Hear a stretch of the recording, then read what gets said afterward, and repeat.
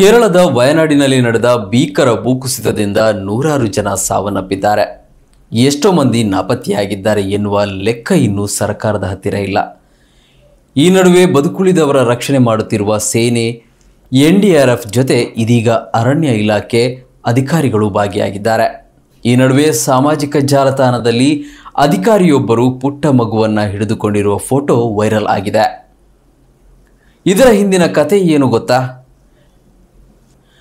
ಕಲ್ಪೆಟ್ಟ range forest officer K ಹಾಶೀಸ್ ನೇತೃತ್ವದ 4 ಜನರ ತಂಡ 1 ರಿಂದ 4 ವರ್ಷದೊಳಗಿನ ಪುಟಾಣಿ ಮಕ್ಕಳು ಇರುವ ಬುಡಕಟ್ಟು ಕುಟುಂಬವನ್ನು ರಕ್ಷಣೆ ಮಾಡಲು ಕಾಡಿನೊಳಗೆ ಅಪಾಯಕಾರಿಯಾದ ಚಾರಣ ಕೈಗೊಂಡಿದ್ದರು.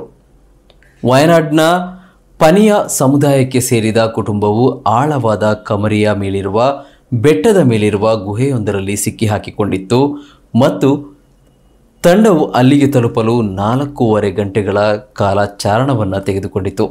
ಈ ಬಗ್ಗೆ ಮಾಹಿತಿಯನ್ನು ನೀಡಿರುವ ಅಧಿಕಾರಿ ಹಾಶೀಸ್ ಗುರುವಾರ ಅರಣ್ಯ ಪ್ರದೇಶದ ಬಳಿ ತಾಯಿ ಮತ್ತು 4 ವರ್ಷದ ಮಗು ಅಲೆದಾಡುತ್ತಿರುವುದನ್ನು ಕಂಡು ವಿಚಾರಣೆ ನಡೆಸಿದಾಗ ಆಕೆಯ ಇತರ 3 ಮಕ್ಕಳು ಮತ್ತು ಅವರ ತಂದೆ ಆಹಾರವಿಲ್ಲದೆ ಗುಹೆಯಲ್ಲಿ ಸಿಲುಕಿರುವ ಬಗ್ಗೆ ತಿಳಿದು ಬಂದಿದೆ. ಈ ಬುಡಕಟ್ಟು ಕುಟುಂಬ ಅರಣ್ಯ ಉತ್ಪನ್ನಗಳನ್ನು ಮಾರಾಟ ಮಾಡಿ ಜೀವನ ನಡೆಸುತ್ತಾರೆ. ಅವರಿಗೆ ಸಿಟಿ ಜನರ ನಡುವೆ ಯಾವುದೇ ಸಂಪರ್ಕ ಇಲ್ಲ.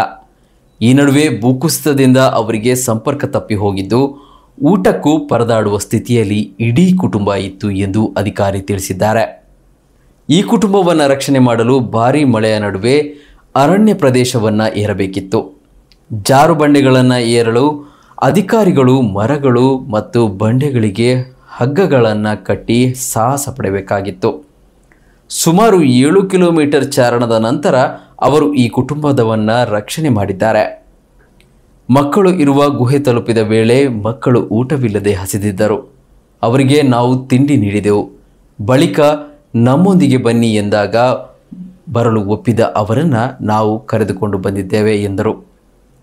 ಪುಟಾಣಿ ಮಕ್ಕಳಾದ ಕಾರಣ ಅವರನ್ನು ನಮ್ಮ ದೇಹಕ್ಕೆ ಕಟ್ಟಿಕೊಂಡು ನಮ್ಮ ಚಾರಣವನ್ನು ಪ್ರಾರಂಭಿಸಿದ್ದೇವೆ ಎಂದು ಅಧಿಕಾರಿ ಹಾಶೀಸ್ ಹೇಳಿದ್ದಾರೆ.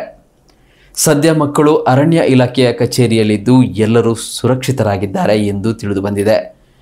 ಅಧಿಕಾರಿಯೊಬ್ಬರು ಮಗುವನ್ನು ಹತ್ತಿರ ಹಿಡಿದಿರುವ ದೃಶ್ಯ ಶುಕ್ರವಾರ ಸಾಮಾಜಿಕ ಜಾಲತಾಣಗಳಲ್ಲಿ ವೈರಲ್ ಆಗಿದೆ.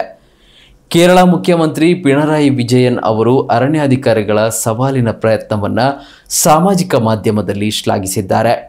ಹಾಶೀಸ್, section forest officer BN Jayachandran, beat forest officer K Anil Kumar ಮತ್ತು RRT ಸದಸ್ಯ ಅನೂಪ್ ಥಾಮಸ್ ಕುಟುಂಬವನ್ನು ರಕ್ಷಿಸಲು 7 ಕಿಲೋಮೀಟರ್ ದೂರದ ಪ್ರಯಾಣದಲ್ಲಿ ಭಾಗವಹಿಸಿದ್ದರು.